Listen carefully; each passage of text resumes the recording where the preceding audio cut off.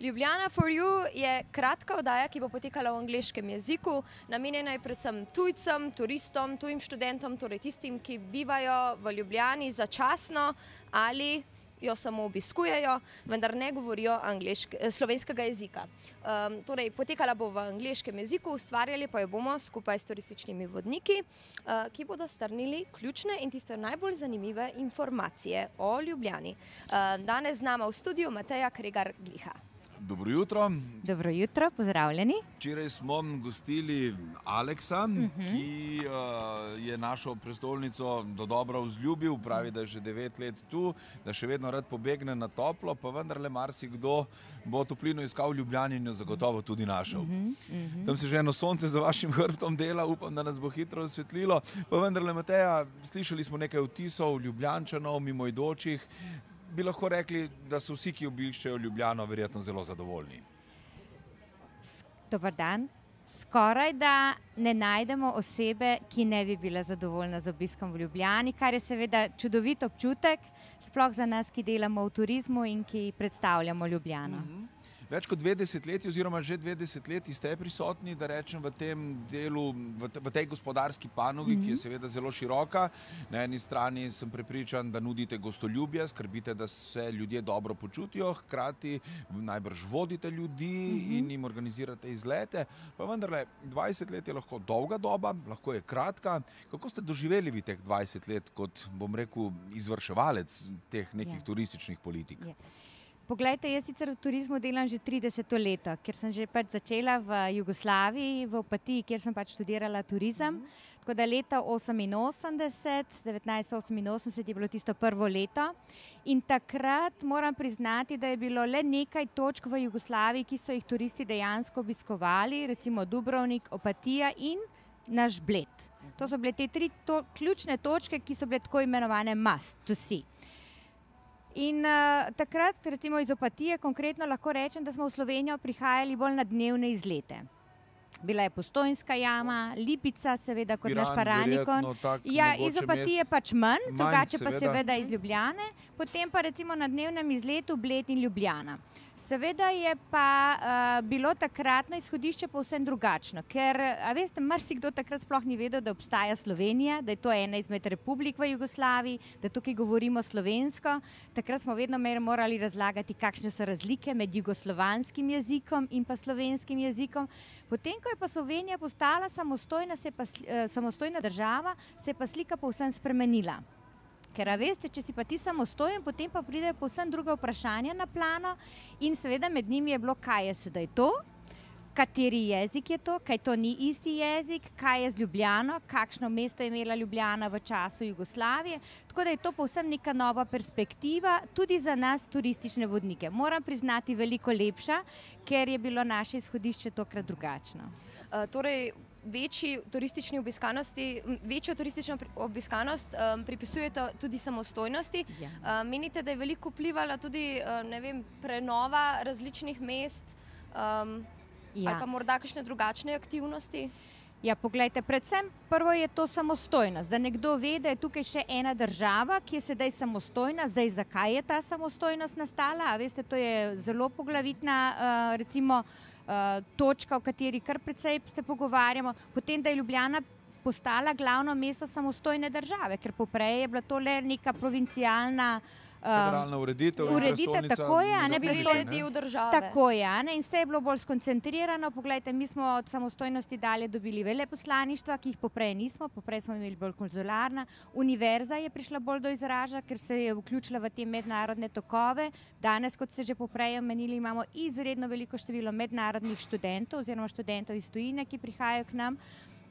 Tako da potem, ko pride, veste, glavno mesto na plano, potem pride tudi vsa ostala mesta. Vedno moraš imeti nekoga, nekega paradnega konja, ki te izvleče ven in seveda potem turist, ko pride sem, si zaželi pogledati še kakšen drug kotiček. Dobro, ko se danes prehodimo skozi Ljubljano, sem skoraj da prepričan, da bi vsak znal prijatelju po telefonu našteti 5 znamenitosti, ki jih absolutno ne gre spregledati. Verjetno bi bila na prvem mestu ploščad oziroma ogled Ljubljanskega gradu.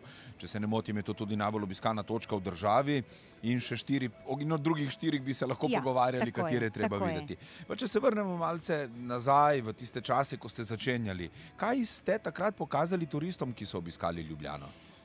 Ja, poglejte, pokazali smo zagotovo Prešernov trg, ampak Prešernov trg takrat še zdaleč ni bil tako čudovit kot danes, ko je zaprt za promet. A veste, ker takrat smo se morali izogibati avtomobilom, nikoli nisi vedel, kje bo kakšen... Wolfova je bila tako rekoč neprehodna med tem, ko so avtobusi vozili. Potem Tromostovje recimo je bilo ravno v tistem obdobju nekako obnovljeno, a veste, če je neka zgradba bolj recimo umazana, bolj siva, ni tako opazna. Tako da v zadnjem času, kot ste omenjali, se Ljubljana čudovito obnavlja, vse te fasade kar nekako hitreje pridejo do izraza in ljudje začnejo poprej občudovati. Ta šok je majčkeno močnejši. Se pravi, Tromostovje, center Ljubljane, Prešernov trg, tržnica. Tržnica, poglejte, to je neka taka točka, ki je unikatna v Ljubljani. Vsako mesto ima tržnico, ampak na ta način oblikovana, kot jo je oblikoval Jože Plečnik, je pa povsem svojstvena. Mi vedno začnemo izhodišče, da je pač tržnica bila že v rimskem obdobju, tako imenovani Forum Romanum, ampak takrat je bilo to neka pravokotna oblika na sredi mesta. Mi pa tega središča nismo imeli in ga je Jože Plečnik odlično oblikoval ob sami reki. In tudi zanimivo je to, da je on to reko spoštoval, se pravi, da je ni dereguliral, ampak je enostavno šel s tržnico tako, kot teče. In je to unikat v svetu, bi lahko rekli. Pa želel si je tudi prenesti dobršen del življenja na reko, uspelo mu je zelo dobro z Makalonco in uspeva v zadnjem obdobju veliko, bom rekel, rečnega prometa, sprehajalne ploščadi so se uredile ob Ljubljanici, Špica deluje. Ljubljanica je žila, to je glavna žila. Zaradi Ljubljanice je bilo mesto tudi zgrajeno tukaj, kjer je bilo, in seveda, če ti to reko znaš izkoristiti v svoj prid, tako kot je pač Jože Plečnik naredil, potem je izhodišče že pravo. Pa ni prevelika. Obvladljiva, seveda. Ker mostovi so potem krajši in hitro, če nam ne paše sonček na eni strani, prestopimo na drugi breg. Včasih tudi čez unikum med mostovi, mislim, da smo Slovenci lahko ponosni, imamo enega izmed mostov s posebnim sklepnikom, ki je med 5 postavljenimi še edini stoječi in mislim, da po nekih 100-150 letih še kar dobro vse skupaj prenaša. Tako da, če se boste kdaj sprehajali, gledajte ne samo pod nogam, pa gledajte tudi od strani, če nas gledate doma in boste morda dejansko v življenju videli del urbanega pohištva, struktur, ki so služile morda na kakšni fakulteti za biti demonstrativne. Tako je. Se približujemo številom mostov, se približujemo Benetkam. Ni še toliko, ampak se približujemo. Pa je zdaj v teh zimskih mesecih manj povpraševanja po vožnji po Ljubljanici? Lahko bi rekla celo več, zato ker ladjice so ogrevane in veste, ker ko se sprehajaš po mestu, te hitro začne zebst v noge, sploh če nisi tega navajen, mi turistični vodniki smo že dobro oblečeni, ampak gosti pa vseeno mislijo, sej bo šlo, potem pa po kakšni urci ugotovijo, da je to mečkano prehladno, pa reče, kaj če šli mi na ladjico, ker je ogrevana. Tako da morda še celo boljše izhodišče. Morda tudi mi kdaj začnemo oddajati z ladjice, zaprte z vseh strani, ampak potem bi nekoliko kasneje videli sončni vzhod, ki se že nekako krepi skozi te meglene oblake. Gospa Kregor-Gliha, kaj pričakujejo in bodo turisti dobili v decembru v Ljubljani? Jaz mislim, da bodo dobili zelo veliko. Poglejte, že s tole ledeno fantazijo, ki jo imamo tukaj okrog nas, to je velik preskok. Sej je res, da smo to nekako malce kopirali po drugih mestih, ampak veste, tako čudovitega parka, kot ga imamo mi, ga pa nimajo. Da lahko drsaš in vijugaš med drevesi, tega ni. In tudi to je v središču. Mi smo sicer imeli že drsališča popreje, če se spomnimo, v Tivoliju, pa na Trgu Republike, ampak to je bilo mečkano izven središča. Tukaj je čudovit razgled na Ljubljanski grad, ki ste ga že omenili. Promet je tukaj blizu, mestni promet, kar pomeni, da zelo hitro prideš na to točko in potem vijugaš v naravi. Ne greš samo okrog. Potem lučke se prižgejo, 1. decembra. Konec tedna, tako je. Potem imamo tole našo tržnico ob Ljubljanici, božično tržnico oziroma adventno tržnico. Seveda nepozabno vino, kuhančka v decembru, če je še tako mrzlo, ampak na kuhančku se vedno dobimo. Tako da mislim, da bo kar veliko prireditev, ki bodo še stekle ob tem. Boste najdaljšo noč dočakali v Ljubljani? Seveda. kakšna posebna lokacija, za katero bo morda za Ljubljančane nekako, kako ne rečem, malenkost bolj intimna, ali boste udarili kar na polno na osrednji oder? Ponavadi je kar lepo tako, da se vzame kakšna steklenica penečega vina, pa se gre na sprehod, pa kjer ti trenutno da največji navdih, pa rečeš, tule bo kar v redu. Spontano. Se mi zdi, da je to ena taka lepa prednost Ljubljane, da si lahko spontan.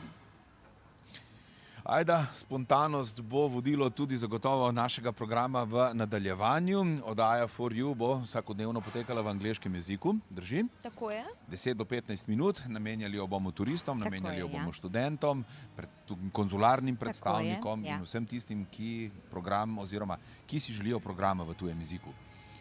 Tako, gospa Gliha, mogoče še vprašanje za konec. Kako točno bo izgledala ta oddaja? Jaz mislim, da si trenutno morda ne predstavljajo čist naši gledalci. Ja, poglejte, zdaj mi smo pač si že nekaj zamislili, kljub vsemu pa mislimo, da se bo to razvijalo skozi čas.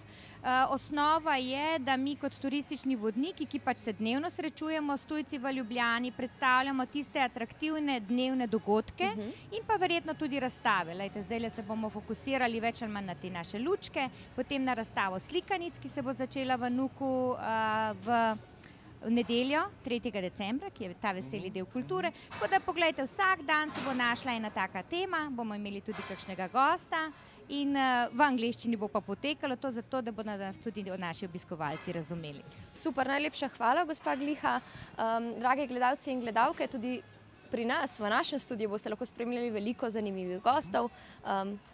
Ja, žive ledene skulpture, spontano dalje, ampak nič ne de, sprehodite se, dan se pripravlja zelo lep in sončen. Mi bomo z našo oddajo in z našo televizijo nekoliko znova zapluli v vode preteklega konca tedna in se sprehodili skozi predverja Cankarjevega doma. Pogovarjali se bomo seveda o knjigah. Hvala za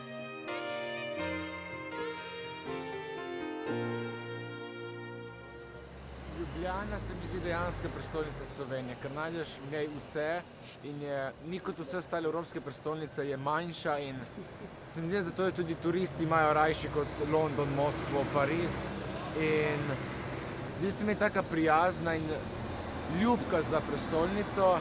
Very beautiful and the people is so nice. Ljubljana se mi zdi zelo prijazna, prijazni ljudje, zelena. Ljubljana je vedno lepša.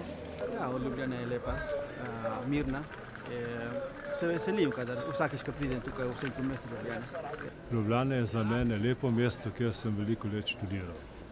So hi, I'm from Croatia and I work here. I think that Ljubljana is the 10 last year is one perfect place for tourists. Ljubljana vam je zdaj zelo lepa. Ja, je lepa, velika.